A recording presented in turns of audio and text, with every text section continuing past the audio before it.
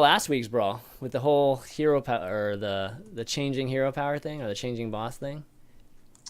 It was like fun for the one game my opponent didn't play Druid, and Right. then every game after that, I was just like, all right, I got my pack. I got my. Yeah, I don't actually own the card Astral Communion, so like I was just playing about 10%, 15% win rate down.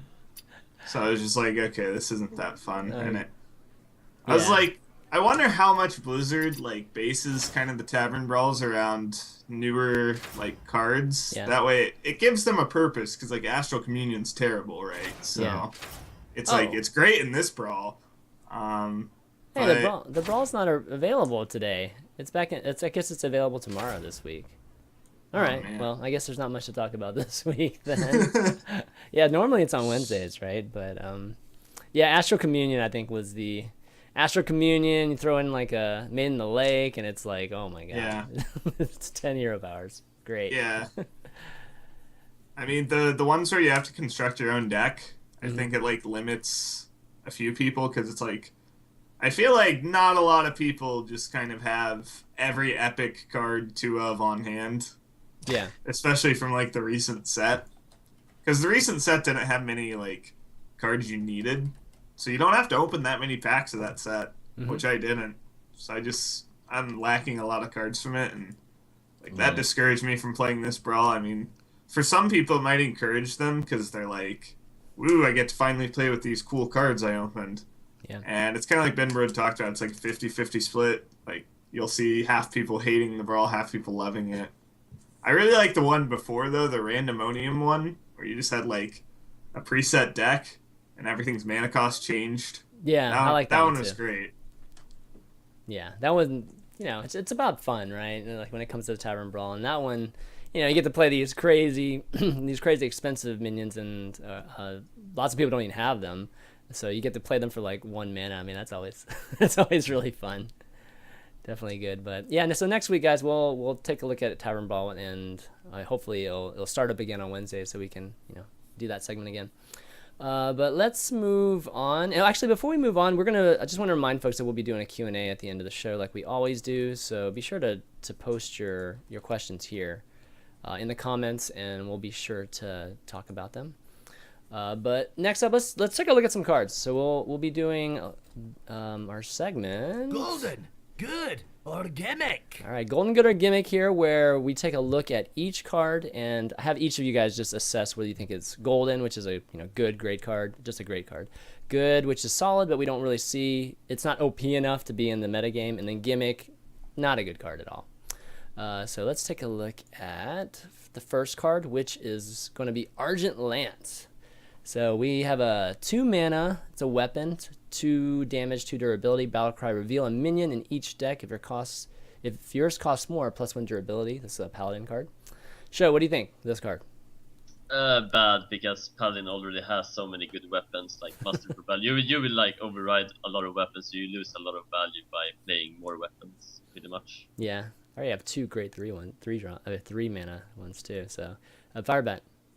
I would give it good since it's extremely powerful in arena. So like there's one aspect of it, and then also in constructed, it is a weapon, and weapons are just like they always find a place in some metagame to be useful. Like there's probably going to be a time eventually where Argent Lance is a good weapon. Maybe Muster for Battle gets nerfed or falls out of favor or something, and then Argent Lance starts becoming actually a good card. But it's definitely borderline good gimmick. But I think it's pretty good. It's just mainly because of its arena merits. Okay, Chakki. Yeah, I think I pretty much agree with Firebat. It's kind of on the edge of good and Gimmick. I think I'd lean towards Gimmick because Paladin decks have too many weapons in them right now. Like Coghammer's really good, True Silver's really good, Muster's really good, and you want to cast Muster on turn 3, which is right after you could play this card. Yeah. So, and the fact that it's like a 2-3 charge weapon, basically, you can only have so many weapon charges in your deck.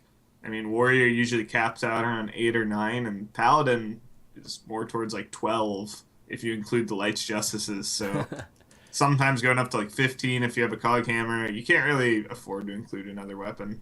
We're gonna go arms paladin soon. Arms charge Yeah, paladin you got a instead of dual the warrior. wield. Exactly. Oh man. All right. So I think we've got let's see. Show's got Gimmick. Firebat's got good, and Chakki What'd you say? I'll say Gimmick. Gimmick. All right. So mostly Gimmick for Argent lands here. Sure. Next up, we've got a Rogue card, 3-mana drop, Burgle. It's a rare card. Add 2 random class cards to your hand from your opponent's class. This is like the fun Rogue card that everybody loves to play, or the thought stealish type of card. Firebat, why don't you start us off? I love this card. I have so much fun streaming with it and playing Rogue with it. Yeah. But if I was gonna be completely honest, it's only good.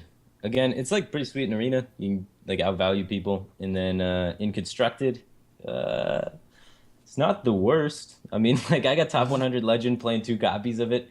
2 So, copies of it? Wow. Okay. Yeah, it's pretty fun, and it's not the worst card in the world. I'm sure once like the whole like Rogue has so many like fatiguey, outvalue-y cards that they keep throwing at it. Eventually, it's all gonna come together, and there's gonna be a beautiful fatigue Rogue, and Burgle's gonna be a part of that. So I'm a bit optimistic with my good saying that, but fatigue Rogue #1, it's gonna happen. Have you not seen it yet? Ryzen plays it like every single night. Yeah, but eventually it'll be good. So Yeah. Oh, okay. All right. Chakki, what do you think? I mean, I'm holding out on a few archetypes still. I mean, still waiting for that aggro priest to all come together like Blizzard wants it to. But realistically, in Constructed right now, this card's 100% Gimmick. No good Rogue list plays this. Like, it's all for having fun, like Firebat said, which is basically the definition of a Gimmick. So I have to go Gimmick on this card. Right now, it's not good. All right, Sjow? Yeah, Gimmick. But like at first, I actually thought it would be okay because you could prep and get full value from the prep, and then do it for free, right? But that's like a card draw. Yeah. it didn't work out that well. So Gimmick. Our best thing you guys have gotten from Burgle, like in combination with Rogue cards. I got a Grom Cruel Taskmaster before. That was pretty sweet. Wow. Okay. With the oil too. Oh my gosh. Yeah. Sick. Okay. I think one time I got a flare against a hunter. That was pretty cool. And one yeah. time against a mage, I was dead, and I got an ice block, and I won that game. So that was pretty sweet. Yeah. One Nice. time on turn 3 against a paladin, I didn't have anything to play, and I was like, I'll just Burgle, and I'll get Consecrate for his muster. I said it out loud on stream, then played Burgle, got the Consecrate, he mustered, consecrated it, won the game. Nice. I think I got lore for heal to survive. Yeah. It's amazing how that works out, man. But yeah, definitely the 2 class cards ends up working out a lot better than just spells, right? Like some of the other cards. Okay, next up we got Muckless Champion. This is a 5-mana drop. This common card, Muckless Champion, inspire, give your other minions +1/+1. It's a 4/3 beast. What do you think of this, Sjow? It could be decent in the right meta, but not right now. Like, it's too slow right now for it to work. I think it's a decent card, but not right now. All right, Firebat. We've seen it actually in Constructed in like the Asian metagame with Fencing Coach and Paladin. Weird stuff. But yeah, it's not the greatest of cards. It's pretty sweet in Arena. It's pretty crap in Constructed for the most part. But it's definitely playable. Like, you can throw it, run it in there. You can use it as a budget card. Yeah. And I feel bad because I always say good and everyone else says Gimmick, but I want to say good again. Because, like, I can see myself making a deck and making this card work, you know? The like, Paladin, I played that. worst. That was the very first deck I built in TGT, was that Yeah. that token Paladin. And with Muckless Champion and Fencing Coach, it gets pretty insane with the board fills that you can do with it. It's not tier 1, but it's got it's its not place. tier 1, but Like, it's got a little spot in the meta. Doing its Sure. thing. So I'll go with good still. I like okay. it. All right. Chaggy? I'll stand with you for a different reason. Man. I mean, I'll say good. When I get this card off Web Spinner, I'm pretty happy. I'm like, usually you have like a haunted creeper out, you know, you have a few minions, and then you're just like, give me +3/3, and the card's suddenly like a 7/6, and you want a hero power anyway. Yeah. And any card that gives you damage off of Web Spinner is generally a pretty good thing because you're looking to close the game. So, yeah, I think it's good in that aspect. I've never put this into an actual deck yet, so Try it, don't know man. about that. Try it. Oh, man. But yeah, so I think like generally Gimmick. Well, actually, no, more good than Gimmick for Muckless Champion, which is definitely nice. I can't wait to see. I hope we do see it in BlizzCon. The animation is great. Yeah, the bananas. Oh yeah, he just throws out Bananas. That's the best. Yeah, I mean, how great is that? All right, Blizzard can't deny us that. All right, next up we got Crowd Favorite. 4-mana drop. It's an epic. Whenever you play a card with Battlecry, gain +1/+1. So 4/4 body. Chakki, what do you think? Gimmick. I mean, there's too many strong 4-drops right now. I mean, I'd probably rather just play like a Yeti than this because the synergy is too situational. Because with like a 4-drop, you really just want to play it on 4 and have it be as powerful as it can be. Sort of like it's like a weak shade effect where you have to like purposely activate it. There's no stealth to protect it, so I'd rather just have Shredder, Yeti, one of the other 4-drops basically that you don't need to invest in. Okay, Sjow. Yeah, it's like I would compare it to a bad Violet Teacher because it's instead of spells you get it from Battlecry, and Battlecry is harder to do, so it's like a worse Violet Teacher. But it could be good if there comes more Battlecry minions that are actually good, I guess. But like Chakki said, like you don't want to play it on turn 4. It's too weak. It would just die to swipe or anything. But Violet Teacher has 5 toughness, so it's much harder to deal with. So in that sense, it's much better. So it would still be weak, I think, even if there were more like Battlecry, so Gimmick, I guess. Yeah, you'd almost need Battlecries to have their 1-mana drops to even be able to get in that range. Firebat, what do you think?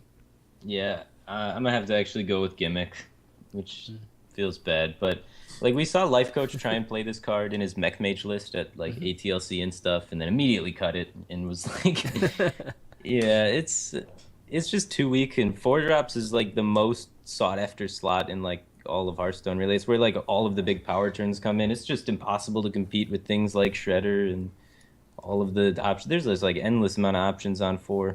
So yeah, the measuring stick's always Shredder though. It's like, is it as good as Shredder or better? And usually the answer is no. Yeah. But okay, crowd favorite Gimmick there. Next up, we've got a rogue card. This is the card that everybody tries to make work here. It's a 3-mana drop beneath the grounds. It's shuffle 3 ambushes into your opponent's deck. When drawn, you summon a 4/4 Nerubian. It's an epic card too. What do you think about this, Firebat? Yeah, it's Gimmick.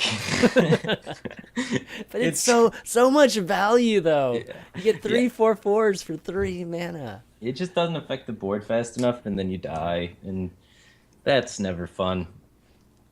Because you need something that can actually help you sustain, especially with Rogue, which isn't like the best defensive class in the world. So it really doesn't help you sustain enough, and if you're making them draw cards and fatiguing them out anyway, then the fatigue damage should be enough to kill them anyway.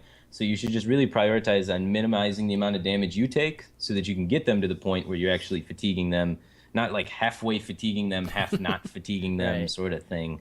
Right. Chakki? Yeah, I mean, I pretty much agree. Gimmick, just really not great. Not much to say about it. It's just not an effect that really any rogue deck wants. You can't really sink 3 mana in this kind of metagame where you have to do something more proactive on turn 3. Yeah, Sjow? I would say it would be playable in a meta where everyone played fatigue decks. Then it would be very good. Everybody? So like your opponent playing fatigue decks too? Yeah, like Chakki, he won a tournament with only fatigue decks. Oh my gosh, I remember that. If everybody brought that, it would be pretty good, I think. The fatigue Otherwise, mirrors. it's Gimmick. Fatigue mirrors. Oh man. So no other possibilities of this ever becoming good down the road? Can you think of anything? Well, I mean, like, it's just, if you're trying to go for fatigue, the fatigue damage is a pretty good way to kill somebody.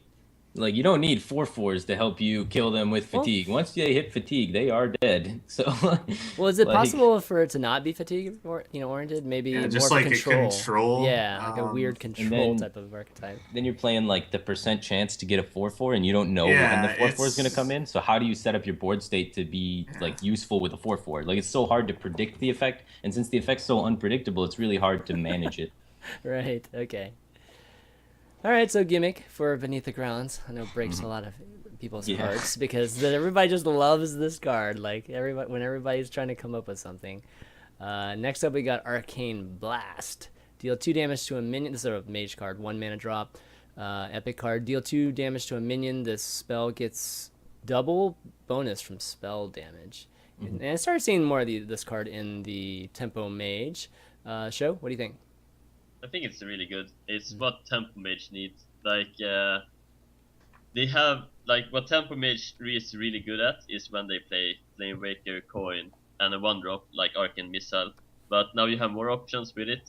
Like, instead of playing Mirror Images, you can play that instead, which is equally as good, or better, I mean. And also it synergizes well with Acid Drake, so I think it's a really good card in Tempo Mage. Okay. Chakki, what do you think? Yeah, pretty much just echo what Sjow said. Seen it in a lot of Tempo Mage lists. Wouldn't be surprised to see this card in a lot of World Championship Tempo Mage lists.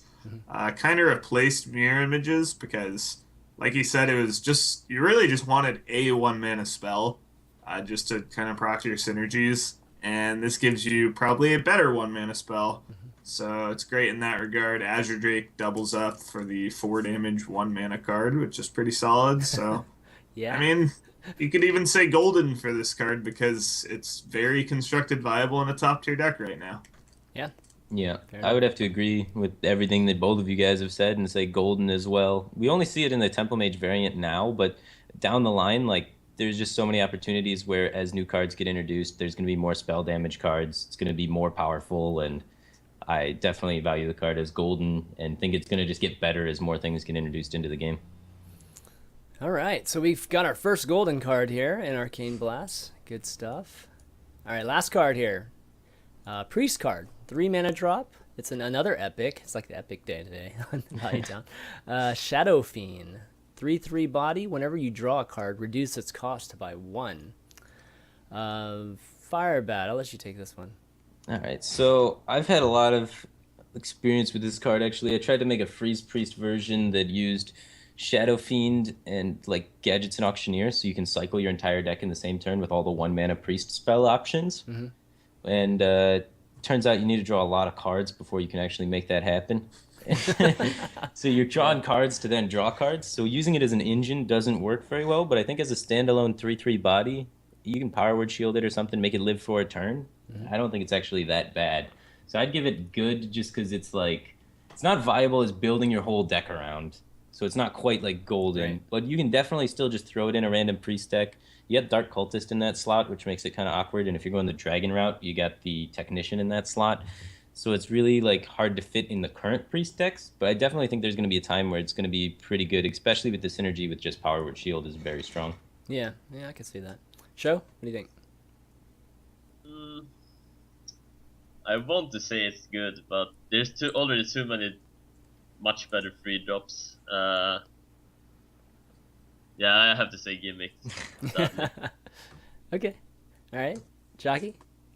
Yeah, I think this card should have been in a different mana slot or stronger stats because, like Sjow said, there's too many good 3-drops for Priest. I mean, when Priest decks are cutting the card Dark Cultist, which was like hailed as a really amazing card when Nax came out, Yeah.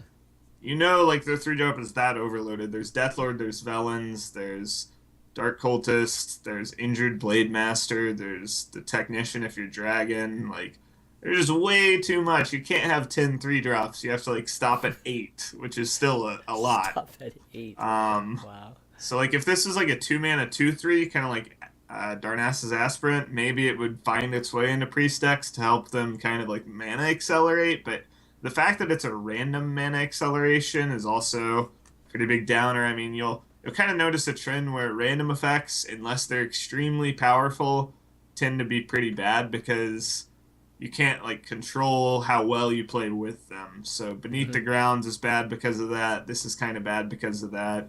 If there was ever a way to like manipulate the top of your deck, first of all, Molten Giant Holy Wrath would be overpowered, and second of all, this card would be okay. Okay. Yeah. I still like the card because they have to kill it.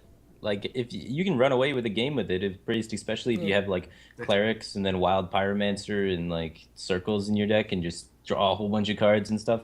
So I think it's definitely a priority for them to kill. And you can even go like coin Dark Cultist and then play this card and then trade the Dark Cultist in to get the health buff on this guy. Now they got to deal with a 3/6, otherwise every card you draw gets the coin applied to it. It's basically like a mini emperor at that point, right? Which is cool. I think there's possibility, but yeah, I guess I'm still sticking with good, but you guys can say Gimmick. All right. I mean, generally, any of the cards that have this kind of, invest by, having a small body into some kind of value later, those cards just don't tend to work right now in the metagame. But, God, hopefully one day it will, because a lot of the cool cards do have this type of dynamic. And I think there would be a lot of variety if we could see that, especially in the control, just from a control standpoint, right? Okay, well, that's going to be it for Good Gold, or Golden Good and Gimmick. Why don't we take a quick break here, and then we'll go into some deck analysis, some very interesting decks that we're seeing in the metagame, as well as we're going to do our Tink My Deck segment, where you guys sent in some decks, and we'll just take a look at them, see what we can do to help improve them for you guys, and then we'll do Q&A at the end. But stick around. Oh, one quick reminder before we go on a break. We do have a Patreon for Valuetown at patreon.com/Valuetown. Best way to support the show, keep the show going for as long as, for years to come, basically. So take a look at that. Some cool rewards and milestones and all that good stuff there. But stick around. Don't go anywhere. We'll be right back.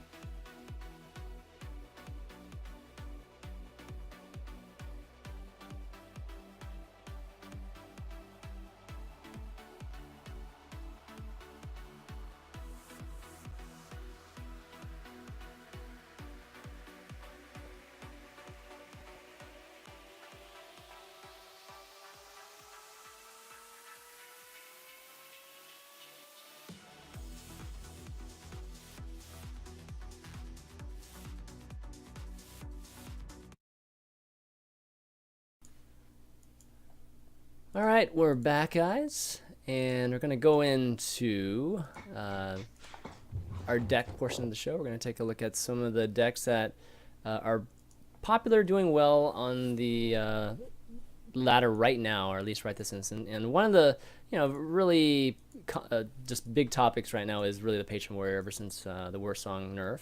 And we saw it today with Tice. Actually, we're seeing it right now. Ostaka's playing it against its opponent. So let's talk about the new one. I just picked one of the versions that people are playing from Hearthstone, and it's got a lot of the elements that are popular, like the Shredder and Gromish and Boom. But let's go into a little bit more detail as to why I guess this is, well, first off, is it as strong as the old Patron? I guess that's the first question. Okay, no. Let's just get that out of the way. I don't think anyone's going to say it is. All right, let's get that out of the way first.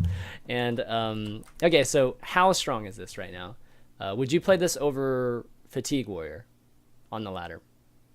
Yeah. Yeah. Okay. I mean, that mainly just... If you purely want to win. Yeah. Yeah. Sjow plays a ton of Warrior, so... I wouldn't play this over Control Warrior, but over Fatigue Warrior, probably. Yeah. Okay, so not over just your more typical Control Warrior, but okay. You guys both agree too? Firebat and just Control Warrior is better than this one? For like the generic ladder meta? Yeah. Nah, I'd rather play this against all the paladins you run into, but it's pretty much just up to preference. I think both are going to have pretty similar win rate on ladder overall, and whatever you feel like playing, go for it. I think it depends on the meta that you're seeing. Like, if that too. It's basically Paladin being like the key factor. I mean, one's really good against Paladin, one's really bad against Paladin. Yeah. The other matchups kind of like a lot closer. Yep. Any tweaks you'd make to this one we're showing right here? In general, I don't like having like one-ups if you can help it. So, like, I mean, with Battle Rage, you do often draw more than half your decks. Like, having one-ups can be good. But like the one of Cruel Taskmaster, one of Unstable Ghoul, one of Dread Corsair, it kind of like feels all over the place. Like, you'll see a lot of pro players will have like either 2 Dread Corsairs or none. In the old deck, you could have 1 because like you wanted it just for the combo, but there's no combo now, so you either want a Dread Corsair or you don't. Same thing with like Cruel Taskmaster, Unstable Ghoul. Harrison is really meta dependent. I don't think it's that powerful right now. It's kind of more of a tournament card than a ladder card. Yeah, I would take out Harrison for sure and like throw in Lotheb, because Lotheb's going to be good against like every single deck you play against. I don't even think Emperor is needed in this deck. Yeah, I was going to ask you about that too. So I think you'd probably have to take out the Emperor for sure, and probably put in the second Dread Corsair, just because you're more focused about tempo, and I really like Frothing Berserkers in this deck. We don't see any here. Even though you don't have the combo to OTK them, it's a 3-drop that just turns into a monster. So it's like got really solid stats on turn 3, and it just grows and grows and grows. They have to deal with it, and that's something that's going to help you leverage your tempo by forcing them to have to kill something. Yeah. Sjow, thoughts on? Yeah, I would definitely add Frothing Berserkers, because you have, like right now you have 2 free drops. You still, like, it's very important to curve out still well, and when you only have 2 free drops, it's gonna become a lot awkward. So having Frothing is definitely a good choice, because that's probably the best free drop you can have in this deck. Then I like the 1 Red Corsair, because you never want 2 in your hand, because well, if you have a weapon, then you want 2, but if you don't have a weapon and you draw 2 of them, it can lose you the game. And the same with Inner Rage. I would only run 1 Inner Rage, because this is a tempo deck. You just want to curve out well, and if you're stuck with too many situational cards, you're gonna lose a lot of games just because of it. Yeah, but if you have the Inner Rage, though, your percent chance to be able to go like Patron, Inner Rage, then Whirlwind Effect goes up by a lot. And whenever you do that, you win.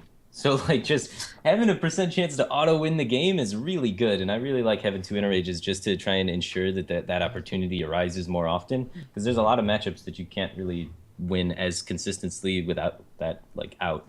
Especially Druid, namely, which is extremely popular on the ladder. Yeah, that's true. I would say, though, that this list is better against Druid than the former Patron list, because you have more mid-range stuff. Yeah, they can't, usually like, against you. yeah, usually like the old patron list, you just relied on getting out patrons. That was your win condition. You rarely won by comboing them. Mm-hmm. So Yeah. now you have like Shredder on turn 4, so they have to deal with Shredder. Then you can set up. You have more time basically to set up your patron turn, big patron turn. Yeah, that's definitely a good point. Yeah. And I mean, I would say this deck has two powerful plays: either a really big battle rage or a big patron turn. So I think you need more like probably ghouls and stuff, like early game stuff, to curve out well with. So you can either get a big battle rage and win by that, or a big patron turn. Yeah, I mean, we already got a lot of 2-drops. So if you count Fiery War Axe as a 2-drop, that's 2 2-drops right there, and then you get 2 slams, and then 2 Armorsmiths, and a Cruel Taskmaster, and an Unstable Ghoul. So I think we're pretty solid on the 2-drop line. But yeah, adding in the frothing is definitely essential for that curve. Yeah, but we're cutting Emperor, right? And Harrison. Oh yeah, Emperor and Harrison, and then we need like what else? Frothings. Yeah, we need 2. So adding 2 frothings over that. I want to see Lotheb in there. How's I agree with How's both Belcher of in this deck? You guys like Belcher? Nah. Yeah. Not really. I mean, you should be on the offensive, and Yeah. you already have armor to kind of keep yourself healthy. Armor Smith will really help with that. So you kind of like flirt with death with this deck. Like against Druid, you'll be hanging around 15 to 20 life, but as long as you're not at 14, like you're still alive. Mm-hmm. Yeah, one Belcher could be okay, just against Druids especially. Like when you stabilize and you're below 14. You need that Belcher sometimes, but that is the only case where you would probably need it. Yep, I would agree with that. Okay. Yeah. Well, new patron, guys. Again, patron's not completely gone, so you can give this a try, see if it still works for you guys on the ladder. Next up, we've got a Hunter deck that actually, Firebat, you brought up that you've been seeing on the ladder some, just to counter Secret Paladin to an extent, particularly one card, the Dread Scale here, which Dread Scale has a purpose. That's not Gazrilla. Wow. But yeah, talk about this a little bit, or at least lead us into this. There's not too many cards in the game that can beat muster for battle on turn 3 while still establishing tempo. Like sure, Rogue has something like Fan of Knives, but then you're basically removing their turn and developing nothing. Whereas now Dreadscale is an option to remove the muster for battle tokens while actually putting a threat in play that they most of the time have to deal with. Otherwise, all of their other future tokens are also going to die. So it's a good way for like Hunter to start establishing tempo. I saw a player named Two Beers get second place to Zixo in a tournament, and he mainly rode on the back of this deck. He was 3-0ing people with it. He was doing great work against Paladin with it, and it's even got like Hunter's Marks and things in there that can help deal with the aggro druid, which is so common now with the Fel Reavers. So I think it's actually in a pretty good place in the meta right now. All right, Sjow, what do you think of this? Yeah, it looks very interesting. I also saw the Two Bear, like he was crushing with that deck, and I really like Red Scale for sure in this meta game. Chakki, thoughts? Definitely an interesting deck. Yeah, I think it's definitely getting itself a nice Paladin matchup. Especially with cards, I mean, you can see it's really focused on that. It's got Harrison Jones in it. Yeah, it's countering every drop, basically.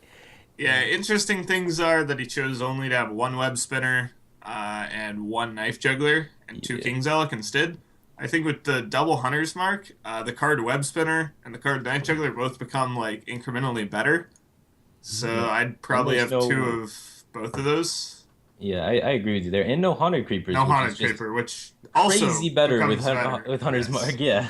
So it's a weird deck. Like it's got a lot of strange things about it, besides just the Dread Scale. I mean, King Zealot, I've like seen it in action and seen it do really well, where it like fetches a Shredder and you're like suddenly you're just a card up, which is like pretty big as Hunter. You don't really have much card draw, but I think I would favor just kind of the more traditional approach where you only run 2 traps. You've got Haunted Creepers. You've got more consistency with the Web Spinners and the Knife Jugglers. But I think the Dread Scale idea is maybe pretty good in the current meta. Harrison, I still think, is like situational if you're going to ladder with this. Yeah, I agree with you there. I guess one concern is maybe like Haunted Creepers die to the Dread Scale kind of often. So I guess that's like a thing. But Snakes. Yeah. Sure. King's Alec never worked for me, man. I'm not that lucky. So, Yeah. and Knife Juggler is just too insane not to run, especially with 2 copies of Unleash the Hounds and 2 Hunter's Marks. Like 2 Knife Jugglers has to be a must. Snake Trap too. Yeah. And Snake Trap, yeah. It's like Also, he has like the Houndmaster, which is not as good on King Zealot as it is on Haunt Creeper because King Zealot like dies every time. Yeah. So I don't see how he's really getting that Houndmaster off consistently. There's not really a sticky beast in this list besides the Snake Trap, but yeah. Yeah. So I think cut the Snake Trap, cut the King's Alex, put in the second Knife Juggler, put in the Haunted Creepers, and then try and figure out a way to fit in a Web Spinner in there. So it's basically mid-range hunter with red scale. Exactly. Yeah, exactly. Well, Brilliant. And the 200's marks. And the 200's Brilliant. marks. yeah, Oh, there's a that's- reason that the current like lists are what they are, though, right? Yeah. So Yeah. Like, Okay. I like the tech card of Dreadskill. I like the tech cards of Hunter's Marks. I don't like the King's Alec engine thing going on for card draw. But other than that, I think really solid tech choices with Dreadscale and Harrison and Hunter's Mark to deal with what's kind of happening in the meta. Yeah. AKA Secret Paladin. And The theme here is how to beat Secret Paladin because the next thing that we have, or the next thing we have is mid-range Pally, which also does well against it. Pretty standard list that we see right now in the meta game. It's got that Murloc Knight. Actually, this one has a Quartermaster too. Thoughts on this show, right? This type of deck. Yeah, I like it. It's very stable. It doesn't really have a bad matchup at all. But it doesn't really have like 2 good matchups except Control Warrior, I would say. I wouldn't say it's too good against Handlock as a lot of people say. Yeah. But against Control, it only has like 1 really good and no bad, I guess. why is it bad against Handlock? It's got an Owl, 2 Equalities, and a Big Game Hunter. Alright, this specific list is Like, good, but how do you usually lose? you run 1 It's got equality. Aldors too. Oh. Yeah, usually you run 1 Equality. I can see the 1 Equality one having some inconsistencies, but this one better beat Handlock. It's got everything invested into it. Oh man. What do you guys think of Justicar in this? Chakki? it gets a lot better the more like control decks you see. It actually does take a really long time for that card to see value. Yeah. Control Warrior has basically established itself as the one deck that can reliably like make use of that card. Because even in Paladin, like you play it, you have to hero power probably like 3-4 times for it to be a good card. Also, And- you got the burst potential of it, though, with Quartermaster, though. Yeah, So, like, turn 6, And- Justicar, turn 7, Hero Power Quartermaster.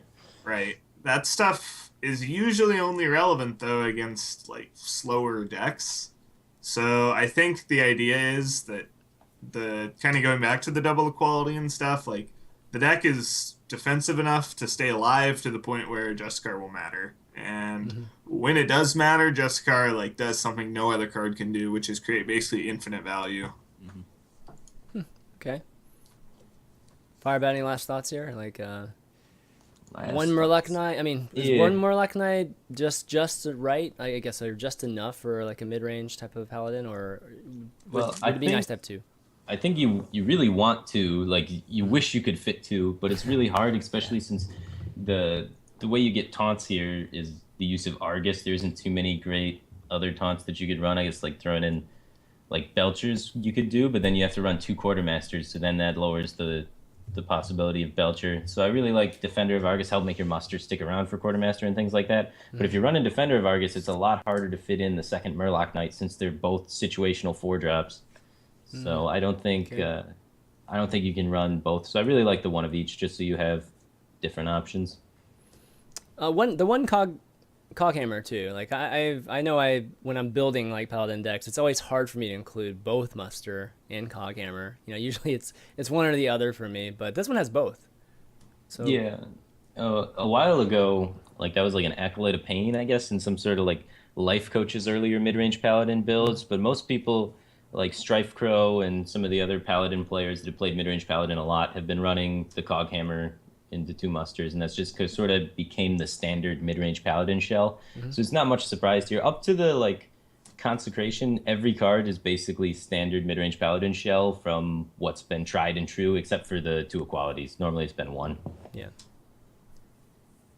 What I would cut in this list though is Sylvanas. I never like Sylvanas in Paladin because there's no way you can like synergize your spells with it. Like you cannot slam it, you cannot ref it, so you can never sack it and do like a favorable trade. Yeah. So it will only be a 5/5 that might steal something. It's pretty easy to play around that way. So and since you have Coldhammer, I would probably add a Zombie Sjow, because having Zombie Sjow into Coldhammer usually wins against most aggressive decks. Yeah. I don't know, but then you're cutting a lot of value from your deck in a deck that has very limited amounts of card draw. So, like, if you hit, like, Zombie Chow later on in the game, it's going to feel really bad, especially if you're already sitting on low-value cards. So I think, like, the Sylvanas there is just sort of like a necessary evil as what's the alternative 6-drop. And we've seen people, Life Coach loves Piloted Sky Golem. That's what he would throw in that 6-drop slot. But Sylvanas, the more traditional one, it's just like, there isn't the greatest 6-drops in the world in the game right now for Paladin. Karen's not bad. I mean, compared to Piloted Sky Golem, I mean, well, what do you think that? Karen doesn't trade up with things though. Piloted Sky Golem, it kills stuff. That's the logic behind Sky Golem, is that you can be more proactive with it. Mm-hmm. Karen's more of like a long-term investment. Mm-hmm. I like Sylvanas as the 6-drop. I mean, like Sjow said, you're not really going to be able to get it off within 1 turn, regardless of what your opponent does, but you can taunt it up in this deck. You can just play it out against like Mysterious Challenger, against Dr. Boom. Just play it into situations where it's like, okay, it's gonna steal something. If it gets silenced, you're basically paving the way towards Tyrion. So yeah, I think it has its place, but kind of like Firebat said, it's not in there because it's insane, like, and it's a staple. It's in there because there's really no better alternative if you want a 6-drop. Isn't Murloc Knight the 6-drop though, kinda /4-drop? Yeah.